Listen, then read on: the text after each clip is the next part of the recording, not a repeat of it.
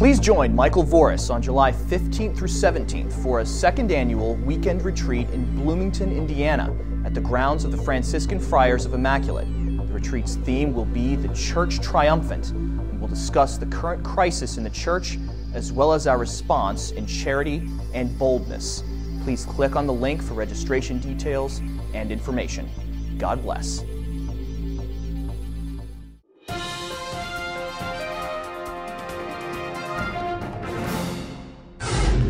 Hello and welcome to today's edition of Catholic News Roundup. I'm Matthew McAuliffe.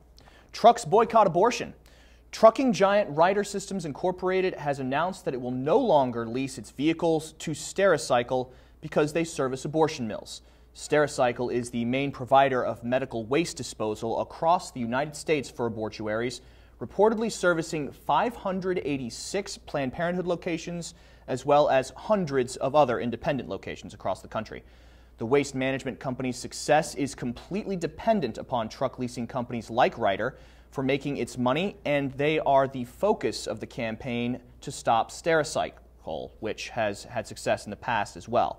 Truck leasing company Penske boycotted Stericycle earlier this year, but the director of the campaign says he will not stop there. Please read the full article on our resource page by clicking the link right over here. Gay marriage goes corporate. Now that same-sex marriage is legal in New York, large companies are narrowing their benefits to include only married couples, and homosexuals in unmarried relationships are complaining about marriage pressure. The New York Times says homosexual activists are demanding that companies keep their domestic partnership options at least until same-sex marriage is recognized at a federal level. Some companies are giving their homosexual employees a couple of months to comply with marriage regulations before they change their coverage policies. To read the full story from the New York Times on our resource page, please click on the link right outside the screen.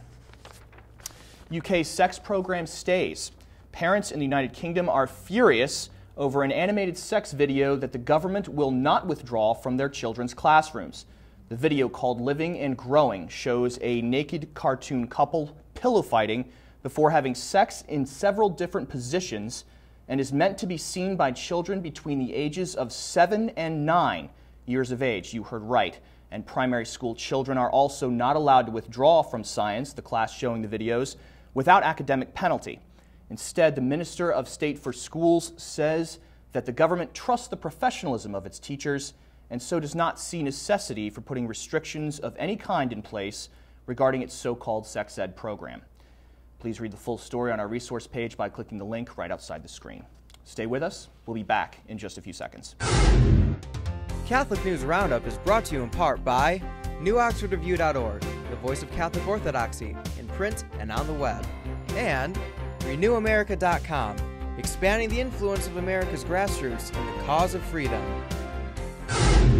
Chinese bishops kidnapped. 4 bishops have been kidnapped by the Chinese Communist government over the last few days and will be forced to participate in an illicit episcopal ordination. Bishop Paul Pei Zhumin, the designated principal celebrant of the ordination, is still being protected from kidnapping by the priests in his diocese, who say, quote, "To defend the faith, we priests come together in the cathedral for a week and will continue to stay there until this storm passes." No one knows the location of the 4 missing bishops, and this is not the first time the communist regime has used these tactics to defy Rome. Chinese Catholics have been cited actually wearing T-shirts that say, "To avoid excommunications, eliminate illicit ordinations."